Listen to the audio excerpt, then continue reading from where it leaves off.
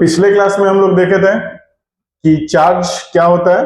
तो चार्ज होता है, it is the fundamental property of matter, जो कि क्या क्या प्रोड्यूस कर लेता है, इलेक्ट्रिक फील्ड, मैग्नेटिक फील्ड और इलेक्ट्रोमैग्नेटिक वेव, जिसको हम लोग रेडिएशन भी बोलते हैं। तो उसके आगे बढ़ते हैं, ठीक है। तो चार्ज का जो एसआई यूनिट होता है, चार्ज का एसआई यूनिट, तो चार्ज का एसआई यूनिट क्या होता है, कूलम। क्या होता है एसआई यूनिट, कूलम, जिसको हम लोग किससे डिनोट करते हैं भाऊ, कैपिटल सी से। तो चार्ज का एसआई यूनिट होता है कूलम। चार्ज का जो सीजीएस यूनिट होता है, चार्ज का जो सीजीएस यूनिट होता है वो क्या होता है, चार्ज का सीजीएस यूनिट होता है ईएसयू, जिसका फुल फॉर्म होता है स्टेट कूलम। ठीक है ना, थोड़ा सा ध्यान में रखना है कि जो चार्ज का सीजीएस यूनिट होता है वो क्या होता है, ईएसयू, जिसको कि हम लोग क्या बोलते हैं बाबू, स्टेट कूलम। फुल फॉर्म थोड़ा इससे मैच नहीं खाता है, तो इसको अगर एग्जाम में गेस करने लोगे कि ईएसयू से कुछ बना लेंगे तो बना नहीं पाओगे। ईएसयू का फुल फॉर्म क्या होता है, स्टेट कूलम होता है। इस बात को दिमाग में बैठा लेना, ठीक है। अब अगर हम लोग बात करें कि अदर यूनिट ऑफ चार्जेस क्या क्या होते हैं, अदर यूनिट ऑफ चार्जेस क्या क्या होते हैं, कि चार्ज का अलग अलग और कौन कौन सा यूनिट होता है। तो सबसे पहला जो चार्ज होता है का यूनिट होता है वो होता है क्या चीज बाबू, मिलीकूलम। क्या होता है, मिलीकूलम, ठीक है। मिलीकूलम किसको बोलते हैं, तो इसको हम लोग 1 मिलीकूलम बोल सकते हैं। और 1 मिलीकूलम में होता है बाबू 10⁻³ कूलम होता है, ठीक है। तो मिलीकूलम में 1 मिलीकूलम को क्या बोलते हैं, 10⁻³ कूलम बोलते हैं। इसके बाद दूसरा वाला क्या होता है, दूसरा चार्ज बाबू, तो माइक्रोकूलम। क्या होता है, माइक्रोकूलम। तो 1 माइक्रोकूलम में क्या होता है बाबू, तो 1 माइक्रोकूलम में म्यू है, 1 माइक्रोकूलम में कितना कूलम होता है, 10⁻⁻6 कूलम होता है। तो 1 माइक्रोकूलम में कितना होता है बाबू, 10⁻6 कूलम। अच्छा, इसके बाद क्या आता है बाबू, नैनोकूलम। कौन सा कूलम, नैनोकूलम। तो नैनोकूलम किसको बोलते हैं बाबू, तो नैनोकूलम बोलते हैं 1 NC, ठीक है ना। तो 1 नैनोकूलम में होता है बाबू 10⁻⁻9 कूलम। बात समझ में आ रहा ना। देखो, अगर हम लोग बात करें इसका कि चार्ज में, चार्ज बेसिकली है क्या बाबू, अगर हम लोग 10th क्लास की बात करें तो होता क्या है कि एक ऑब्जेक्ट इलेक्ट्रॉन लूज करता है और दूसरा ऑब्जेक्ट इलेक्ट्रॉन को क्या करता है, गेन करता है। हमेशा इलेक्ट्रॉन का ही गेन या लॉस होता है। तो उससे एक ऑब्जेक्ट क्या हो जाता है, पॉजिटिव चार्ज होता है, और दूसरा ऑब्जेक्ट क्या हो जाता है, निगेटिव चार्ज होता है। सपोज करो, अगर मान लो मेरा कोई 2 ऑब्जेक्ट है, एक ऑब्जेक्ट ए है और एक ऑब्जेक्ट क्या है, बी है, ठीक है ना।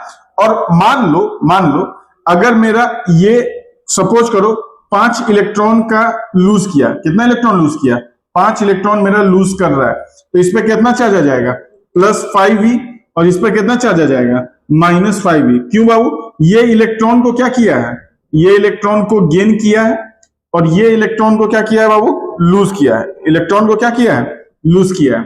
तो जो इलेक्ट्रॉन को लूज करता है वो कैसा चार्ज होता है, पॉजिटिव चार्ज होता है, ठीक है। और जो इलेक्ट्रॉन को गेन करता है वो कैसा चार्ज हो जाता है बाबू, निगेटिव चार्ज होता है। एक बात हमेशा याद रखना बाबू, पॉजिटिव चार्ज और नेगेटिव चार्ज का मतलब यह नहीं होता है कि उसमें अलग से पॉजिटिव चार्ज आएगा। हमेशा इस बात को ध्यान में रखना है कि अगर कोई इलेक्ट्रॉन को अपने में से कमी कर देगा तो वो पॉजिटिव चार्ज हो जाएगा, अगर कोई इलेक्ट्रॉन को अपने अंदर ले लेगा तो वो कैसा चार्ज हो जाएगा, निगेटिव चार्ज हो जाएगा। तो दोनों जो चार्ज है वो इस बात पर निर्भर करता है। और हमेशा याद रखना है, एक ऑब्जेक्ट हमेशा इलेक्ट्रॉन को लूज करेगा, दूसरा ऑब्जेक्ट हमेशा इलेक्ट्रॉन को क्या करेगा, गेन करेगा। और जो चार्ज आएगा एक पे पॉजिटिव, एक पे क्या चीज, निगेटिव।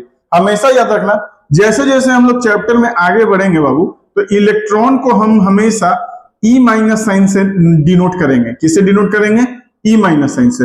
और चार्ज को हम जो शुरू करेंगे, जो चार्ज को दिखाएंगे वो हम किसे दिखाएंगे, ई को। इलेक्ट्रॉनिक चार्ज को जो हम दिखाएंगे वो किससे दिखाएंगे, ई से दिखाएंगे, ठीक है ना। इस बात को हमेशा दिमाग में बैठा के रखना है, ठीक है। अब अगर हम बात करें चार्ज ऑन 1 इलेक्ट्रॉन कितना होता है, चार्ज ऑन 1 इलेक्ट्रॉन कितना होता है, तो चार्ज एक इलेक्ट्रॉन पे कितना होता है बाबू, तो 1.6 इंटू 10⁻⁻19 कूलम होते हैं। इसी को हम लोग इलेक्ट्रॉनिक चार्ज भी बोलते हैं। एक बात याद रखना, ये दुनिया का सबसे लीस्ट चार्ज है। ये क्या चीज है? लीस्ट चार्ज है। दुनिया का सबसे जो छोटा चार्ज होता है, या क्वांटम चार्ज भी इसको बोला जाता है। कौन सा चार्ज बोला जाता है? लीस्ट क्वांटम चार्ज के नाम से भी हम लोग इसको जानते हैं, लीस्ट क्वांटम चार्ज, ठीक है ना। लीस्ट क्वांटम चार्ज के नाम से भी हम इसको जानते हैं। तो हमेशा याद रखना कि सबसे दुनिया का जो छोटा चार्ज होता है बाबू, वो कौन होता है? चार्ज ऑन इलेक्ट्रॉन, जिसको हम लोग कितना बोलते हैं? 1.6 इंटू 10⁻⁻⁻19 कूलम। चूंकि इलेक्ट्रॉन पे चार्ज निगेटिव होता है, तो हम इसका मैग्नीट्यूड को क्या ले सकते हैं? मतलब इसका जो साइन है उसको क्या ले सकते हैं? माइनस। हमेशा याद रखना, माइनस साइन सिर्फ ये बता रहा है कि इलेक्ट्रॉन कैसा चार्ज होता है? निगेटिव चार्ज होता है। इसका मैग्नीट्यूड कितना होता है? 1.6 इंटू 10⁻⁻19 कूलम होता है, ठीक है। अगर इसके आगे हम लोग बात करें तो मास on one electron, mass of one electron कितना होता है बाबू? तो मास ऑफ वन इलेक्ट्रॉन होता है हमारा कितना? तो मास ऑफ वन इलेक्ट्रॉन होता है 9.1 इंटू 10⁻⁻31 kg। तो 9.1 इंटू 10⁻⁻ कितना kg होता है? 31 kg होता है। अब अगर हम बात करें कि चार्ज ऑन वन प्रोटॉन कितना होता है? चार्ज एक प्रोटॉन पे कितना होता है? प्रोटॉन बोलते हैं किसको बाबू? तो हम लोग लोअर क्लास में पढ़े हैं, प्रोटॉन पॉजिटिव चार्ज होता है और कहां पे रहता है बाबू? न्यूक्लियस में। किसी भी एटम के न्यूक्लियस में प्रोटॉन और न्यूट्रॉन रहते हैं, जो कि एटम का मास को कंस्टिट्यूट करता है, ठीक है। तो प्रोटॉन पे चार्ज कितना होता है बाबू? तो प्लस 1.6 इंटू 10⁻⁻19 क्या चीज? कूलम, ठीक है ना। अब अगर मास ऑफ प्रोटॉन बोले, मास ऑफ वन प्रोटॉन बोले, तो कितना होगा प्रोटॉन का मास बाबू? प्रोटॉन का मास कितना होता है? तो 1.67 इंटू 10⁻⁻27 kg होता है। तो अगर तुम जी एक चीज यहां पर देखोगे, तो मास ऑफ प्रोटॉन जो है, मास ऑफ प्रोटॉन जो है, वो हमेशा ग्रेटर होता है किससे? मास ऑफ किससे? इलेक्ट्रॉन से। एक बात याद रखोगे, एक बात याद रखोगे कि जब कभी भी हम लोग अगर यहां पर देखें, तो एक ऑब्जेक्ट इलेक्ट्रॉन को क्या कर रहा है बाबू? लूज कर रहा है। दूसरा ऑब्जेक्ट इलेक्ट्रॉन को क्या कर रहा है? गेन कर रहा है। तो अगर हम तुमसे बोले कि किसके पास ज्यादा मास होगा, ऑब्जेक्ट ए के पास कि ऑब्जेक्ट बी के पास, तो जो आंसर होना चाहिए वो ये होना चाहिए, क्योंकि इलेक्ट्रॉन का गेन हुआ है तो इसमें 5 गो इलेक्ट्रॉन का मास एक्स्ट्रा आ गया। इसमें कितना इलेक्ट्रॉन था? इसमें जितना भी इलेक्ट्रॉन था, इसमें से 5 इलेक्ट्रॉन एक्स्ट्रा किसके पास आ गया है बाबू? इसके पास में आ गया है, ऑब्जेक्ट बी के पास में आ गया। तो 5 इलेक्ट्रॉन जो एक्स्ट्रा आया, वो 5 इलेक्ट्रॉन अपने साथ अपना वजन भी लेके आया। तो इसका मतलब बी के पास में 5 एक्स्ट्रा इलेक्ट्रॉन का वजन आ गया। तो हम कहेंगे कि जब इलेक्ट्रॉन ट्रांसफर हो रहा था, तो बी का वजन, बी का जो ऑब्जेक्ट बी का जो मास है, वो ऑब्जेक्ट ए के मास से क्या होगा? हमेशा ज्यादा होगा।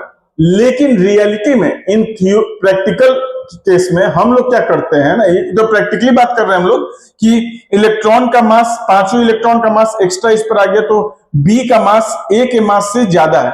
बट रियल लाइफ सिनेरियो में अगर तुम इसका मैग्नीट्यूड देखोगे, तो 10⁻⁻31 kg है, जो कि काफी कम दिख रहा है तुमको। मतलब सपोज करो कि इसका मतलब क्या हुआ? 9.1 बाई 10⁻⁻31 हो गया।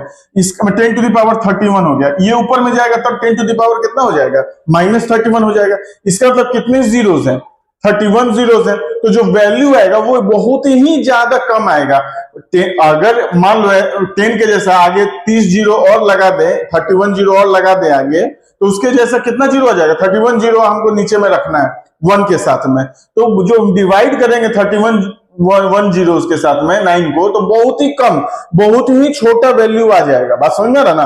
तो इसके कारण हम लोग क्या करते हैं कि जो मास ऑफ इलेक्ट्रॉन है उसको हम लोग नेग्लिजिबल मान के चलते हैं। क्या मान के चलते हैं बाबू? नेग्लिजिबल। क्योंकि इसका मास 10⁻⁻31 kg ऑर्डर का है, तो हम लोग इसके लिए इसका मास क्या मान के चलते हैं? नेग्लिजिबल। और हम लोग किसका मास कंसीडर करके चलते हैं? प्रोटॉन का मास हम लोग कंसीडर करके चलते हैं, ठीक है।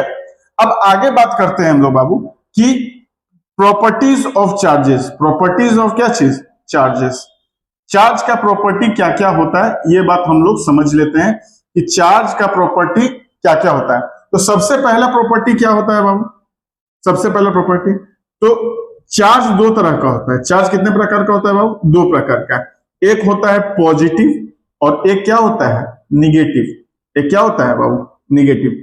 देखो दुनिया का कोई भी ऑब्जेक्ट है बाबू, दुनिया का जितना भी ऑब्जेक्ट होता है उसमें जितना इलेक्ट्रॉन का संख्या होगा उतना ही प्रोटॉन का संख्या होगा, और इसीलिए दुनिया का कोई भी ऑब्जेक्ट इलेक्ट्रिकली न्यूट्रल होता है। न्यूट्रल का मतलब जैसे मान लो हम ये मार्कर ले लें या तुम्हारा ये बोर्ड को ले लें, तो ये सब कैसे बॉडीज है, न्यूट्रल बॉडीज है। कहने का तात्पर्य ये है कि मार्कर में जितने इलेक्ट्रॉन की संख्या है उतनी ही प्रोटॉन की संख्या है, उस बोर्ड में जितने इलेक्ट्रॉन की संख्या है उतनी ही प्रोटॉन की संख्या है। तो इसमें से किसी भी संख्या को एक संख्या ऊपर या नीचे करेंगे, इलेक्ट्रॉन का हम ऊपर या नीचे करेंगे तो उसमें इसका चार्ज बदल जाएगा। अगर इलेक्ट्रॉन लूज होगा तो पॉजिटिव चार्ज हो जाएगा, अगर इलेक्ट्रॉन गेन होगा तो कैसा चार्ज हो जाएगा बाबू, निगेटिव चार्ज हो जाएगा।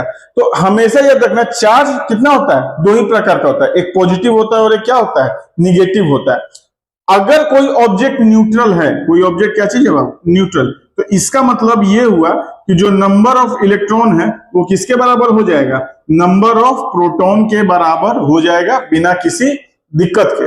बात समझ में आ रहा है ना, नंबर ऑफ इलेक्ट्रॉन किसके बराबर हो जाएगा, नंबर ऑफ किसके, प्रोटॉन के बराबर हो जाएगा। अब हमेशा याद रखना चार्ज में सेम चार्ज जो होते हैं बाबू, सेम चार्ज जो होते हैं, same charge repel each other. क्या करते हैं बाबू, रिपेल करते हैं। तो same charge repel each other, अगर सेम चार्ज है तो रिपेल करेंगे, मतलब अगर सेम चार्ज है दोनों से दूर भागेगा, अलग अलग चार्ज रहेगा दोनों एक दूसरे से अट्रैक्ट हो जाएगा, उसको हम लोग प्यार भी बोल सकते हो। मतलब अगर लड़का है लड़की है प्यार, लड़का लड़का है नफरत, लड़की लड़की है नफरत। मतलब बेसिकली जो नेचर का जो फंडामेंटल है उसी के हिसाब से चार्ज भी फॉलो करता है। अगर पॉजिटिव निगेटिव है तो दोनों में अट्रैक्टिव फोर्स होता है। तो हमेशा याद रखना अगर सेम चार्ज होगा, मतलब अगर मान के चलो यहां भी निगेटिव है, निगेटिव चार्ज है, और यहां भी कैसा चार्ज है, निगेटिव चार्ज है, ठीक है ना, निगेटिव चार्ज है, दोनों अगर निगेटिव चार्ज है, दोनों अगर निगेटिव चार्ज है तो दोनों के बीच में जो फोर्स होगा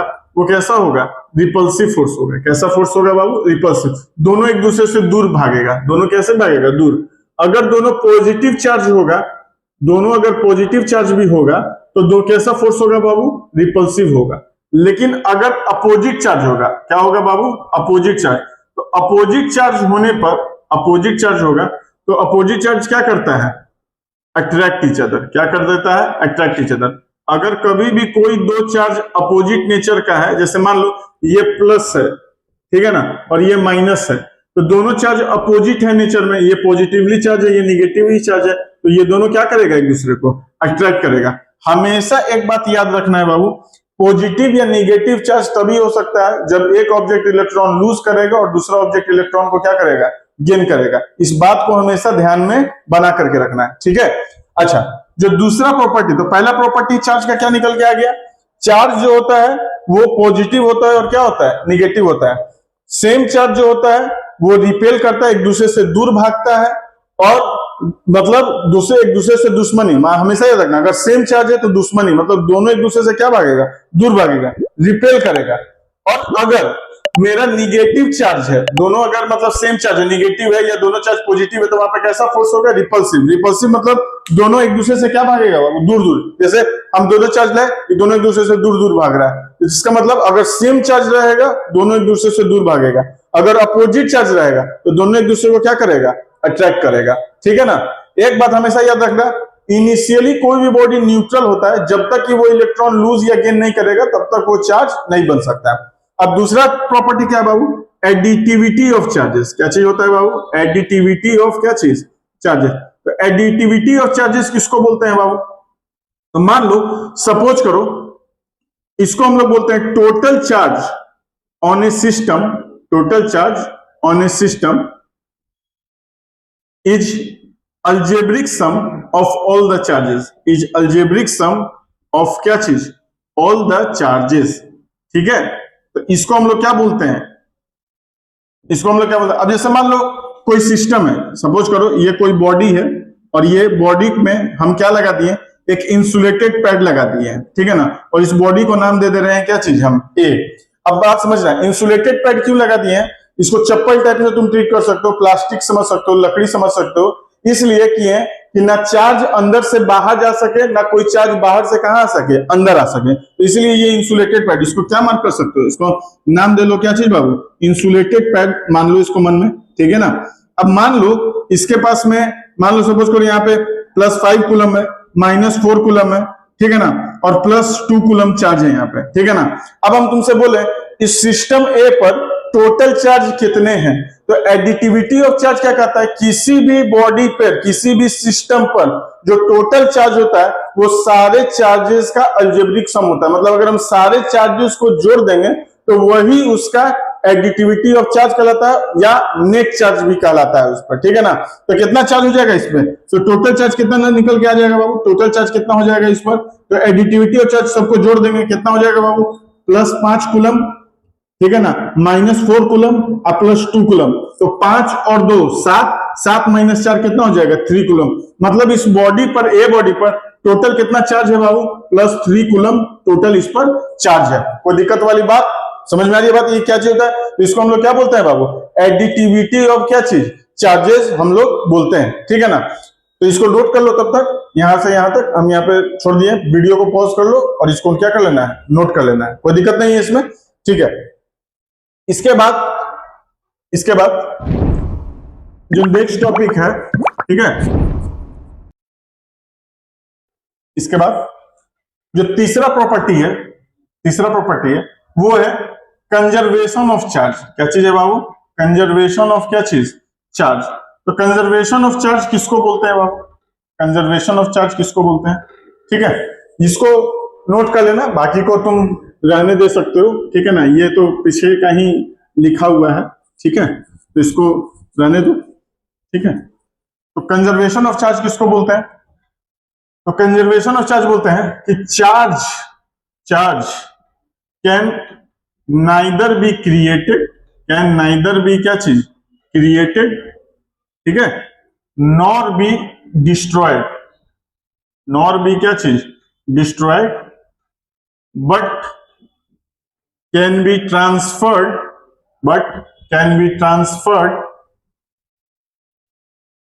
from one body to another, क्या चीज, another। तो चार्ज, कंजर्वेशन ऑफ चार्ज क्या होता है कि चार्ज को ना ही हम लोग क्रिएट कर सकते हैं, ना ही डिस्ट्रॉय कर सकते हैं, बट उसको हम एक बॉडी से दूसरे बॉडी चार्ज को हम क्या कर सकते हैं, ट्रांसफर कर सकते हैं, ठीक है। ये हम होता है क्या चीज, conservation of charge. Conservation of energy पढ़े थे पिछले क्लासेस में, 9th 10th में पढ़े हुए कि charge energy can neither be created nor be destroyed but it can transform from one form to another. ये हम लोग पिछले लोअर क्लासेस में पढ़े हुए हैं। तो यहाँ पर है चार्ज को ही ना ही हम लोग क्रिएट कर सकते हैं, ना ही क्या कर सकते हैं, डिस्ट्रॉय, लेकिन उसको हम एक बॉडी से दूसरे बॉडी क्या कर सकते हैं, ट्रांसफर कर सकते हैं। अब अगर इसका एक एग्जांपल देखें बाबू, तो एग्जांपल में अगर मान लो, सपोज करो ये एक चार्ज ऑब्जेक्ट ए है जिसमें इंसुलेटेड पैड लगा हुआ है, बात समझ लेते हैं। जैसे मान लो इस पर है +6 कूलम, ठीक है ना, और एक ऑब्जेक्ट और ले लेते हैं बी, ठीक है ना, इस पर भी इंसुलेटेड पैड लगा हुआ है और इस पर कितना है, सपोज करो -4 कूलम है, ठीक है ना। इसको मान लेते हैं ए और इसको क्या मान लेते हैं, बी। इंसुलेटेड पैड है, इंसुलेटेड पैड का फंक्शन क्या होता है बाबू, तो तुमको हम बता देते हैं। इंसुलेटेड पैड का फंक्शन ये है कि कोई भी चार्ज ना अंदर से बाहर आ पाए, ना कोई भी चार्ज बाहर से निकल पाए इसमें, ठीक है ना। तो ना ही अंदर से कोई बाहर आ पाए, ना कोई चार्ज बाहर से क्या पाए, अंदर। अब जैसे मान लो धरती के कांटेक्ट में रहेगा, तो धरती के पास में तो इनफाइनाइट इलेक्ट्रॉन है। अगर ये चार्ज अर्थ के कांटेक्ट में, तो अर्थ के पास तो इनफाइनाइट इलेक्ट्रॉन है, तो ज्यादा इलेक्ट्रॉन से कम इलेक्ट्रॉन की तरफ फ्लो कर जाएगा और इसका चार्ज में क्या हो जाएगा, बदल जाएगा। तो अगर तुम किसी दो चार्ज को आइसोलेट करना चाहते हो, इस पूरे यूनिवर्स में अगर दो चार्ज को आइसोलेट करना चाहते हो, तो उसमें क्या लगाना पड़ता है, इंसुलेटेड पैड, ताकि इस चार्ज को ना ये चार्ज इस बॉडी से बाहर निकल पाए, ना कोई बाहर का चार्ज इस बॉडी के अंदर आ सके और इसका चार्ज को प्रभाव डाल सके या इसके चार्ज को इफेक्ट कर सके, ऐसा ना हो। इसीलिए हम लोग क्या लगा देते हैं बाबू, इंसुलेटेड पैड। अब सपोज करो हम ए और बी को हम यहां पर कांटेक्ट में ले आते हैं। कांटेक्ट में लाने के पहले हम यहां पे एक तार ले आते हैं और ये सपोज करो स्विच है। अभी स्विच क्या चीज है, ओपन है। अब जैसे ही हम ये तार ले आए, अब मान लो हम क्या करते हैं यहां पे कि यही ऑब्जेक्ट अभी भी रखते हैं, ठीक है ना, यही ऑब्जेक्ट अभी भी रखते हैं और यहां पे हम क्या करते हैं, इन दोनों को कनेक्ट कर देते हैं। स्विच को अब क्या कर देते हैं, ऑन कर देते हैं। स्विच को ऑन कर देते हैं और स्विच को ऑन करने के बाद में इस ऑब्जेक्ट के साथ में ये -4 कूलम था और ये कितना था, +6 कूलम था, ठीक है ना। अब इस ऑब्जेक्ट को कनेक्ट कर देते हैं, ठीक है ना। अब सवाल ये है कि जैसे ही हम इन दोनों को कनेक्ट कर देंगे और इसको नाम दे दो अभी A और B और इसको नाम दे दो Q1 और इसको नाम क्या दे दो, Q2। इसको तुम इनिशियल मान लो, क्या मान लो, इनिशियल, और इसको क्या मान लो तुम, फाइनल मान लो। सपोज करो फाइनल मान लिए। अब हम अगर तुमको बोले कि ए पर कितना चार्ज आ गया, दोनों पे कनेक्ट कर दिए तो ए पे कितना चार्ज आ गया या बी पे कितना चार्ज आ गया, तो ये हम नहीं बता सकते हैं कि ए पे कितना चार्ज आ गया या बी पर। मेरी बात ध्यान से समझना, ए पे कितना चार्ज आ गया है या बी पे कितना चार्ज आ गया, हम ये नहीं बता सकते हैं। लेकिन इन दोनों बॉडी पे टोटल कितना चार्ज आ जाएगा ये हम जरूर बता सकते हैं। बात समझ में आ रहा है ना। हम ये अभी तक ये साइंस नहीं डेवलप हुआ है कि इस बॉडी पे कितना चार्ज आ जाएगा, इस बॉडी पे कितना चार्ज आ जाएगा, लेकिन ये दोनों को मिला करके टोटल कितना चार्ज हो जाएगा हम ये जरूर बता सकते हैं। तो क्या हो जाएगा बाबू, हमेशा याद रखना, इसका नियम क्या कहता है बाबू, नियम ये कहता है कि total initial charge is equal to total final charge, is equal to total क्या चीज हो जाएगा बाबू, फाइनल चार्ज। चार्ज की मात्रा ना बढ़ेगी ना घटेगी, कंजर्वेशन ऑफ चार्ज कहता है, मतलब जितना चार्ज शुरुआत में होगा उतना ही चार्ज क्या चीज में होगा बाबू, बात में, क्योंकि चार्ज ना घटता है ना क्या होता है, बढ़ता है, ना वो खत्म होगा ना वो पैदा लेगा। जितना चार्ज है वो उतना ही रहेगा, मतलब इनिशियली जितना था फाइनली भी उतना ही होगा। तो इनिशियली कितना था बाबू, तो इनिशियली कितना था, तो +6 कूलम माइनस कितना है 4 कूलम, और बाद में कितना है बाबू Q1 और Q2। तो इसको लिख देते हैं Q1 प्लस क्या चीज Q2। तो ये कितना हो जाएगा 2 कूलम बराबर क्या जाएगा Q1 प्लस Q2। तो ये जो टोटल चार्ज आएगा इन दोनों बॉडी पर वो कितना आ जाएगा बाबू 2 कूलम आ जाएगा। और इसी को हम लोग किससे डिनोट करके चल सकते हैं, कंजर्वेशन ऑफ किससे, चार्ज से। अगला जो प्रॉपर्टी आता है वो आता है इनवेरियंस ऑफ चार्ज। कौन सा चार्ज बाबू, इनवेरियंस ऑफ क्या चीज, चार्ज। तो इनवेरियंस ऑफ चार्ज क्या होता है बाबू, इनवेरियंस ऑफ चार्ज का मतलब क्या होता है, तो देखो इस बात को ध्यान से समझ लेना। इनवेरियंस ऑफ चार्ज का मतलब होता है कि चार्ज जो होता है ना बाबू वो स्पीड पे डिपेंड नहीं करता है। मतलब सपोज करो अगर हम किसी भी चार्ज को, कोई भी ऑब्जेक्ट को अगर हम स्पीड ऑफ लाइट के इतना लेकर के चले जाएं और अगर वो ऑब्जेक्ट चार्ज है, कोई ऑब्जेक्ट चार्ज है और उसको स्पीड कितना अटेन करवा दे, जितना स्पीड ऑफ लाइट है या स्पीड ऑफ लाइट के लगभग बराबर हम किसी चार्ज ऑब्जेक्ट का स्पीड कर दें, तो याद रखना चार्ज ऑब्जेक्ट के एथी पर कोई भी फर्क नहीं पड़ेगा, हमेशा याद रखना चार्ज कभी नहीं बदलेगा। हम कितना भी ऑब्जेक्ट का स्पीड को तेज कर दे या कम कर दे, चार्ज का स्पीड कभी भी, मतलब चार्ज का जो नेचर ये नहीं होगा कि पॉजिटिव था तो निगेटिव हो जाएगा, निगेटिव है तो पॉजिटिव हो जाएगा। या चार्ज का जो मैग्नीट्यूड है वो कभी चेंज नहीं होता है। याद रखना ये बात को हमेशा कि अगर हम कोई भी चार्ज को कितना भी स्पीड लेकर के चले जाएं, चार्ज के ना मैग्नीट्यूड में चेंज आता है ना उसके नेचर में चेंज आता है। चार्ज इंडिपेंडेंट ऑफ स्पीड होता है। तो इनवेरियंस ऑफ चार्ज किसको बोलते हैं बाबू, तो चार्ज इज इंडिपेंडेंट ऑफ क्या चीज, चार्ज इज इंडिपेंडेंट ऑफ क्या चीज बाबू, तो charge is independent of speed even if the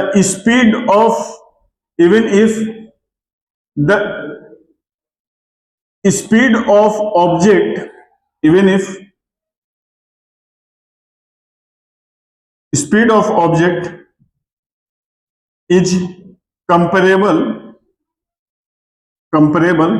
to the speed of light, to the क्या चीज, स्पीड ऑफ लाइट।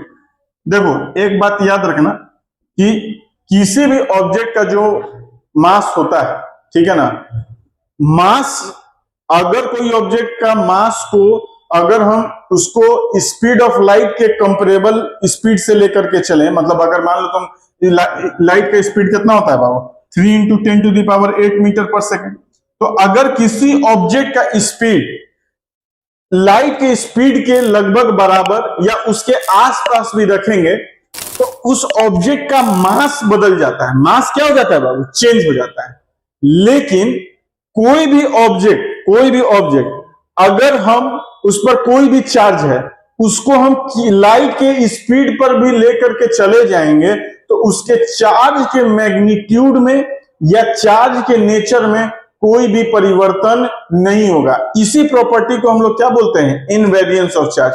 हमेशा याद रखना, मास चेंज हो जाता है जब ऑब्जेक्ट का स्पीड लाइट के स्पीड के कंपेरेबल होता है, और चार्ज कभी भी चेंज नहीं होगा। तुम चार्ज में ऑब्जेक्ट का स्पीड भले ही लाइट का स्पीड भी क्यों ना चेंज कर ले, charge remains the same. Charge speed के कारण नहीं बदलता है। इसी प्रॉपर्टी को हम लोग इनवेरिएंस ऑफ चार्ज बोलते हैं। जो लास्ट टॉपिक है चार्ज का, क्वांटाइजेशन ऑफ चार्ज, वो हम लोग नेक्स्ट क्लास में देखेंगे और उससे रिलेटेड न्यूमेरिकल्स भी देख लेंगे। Thank you.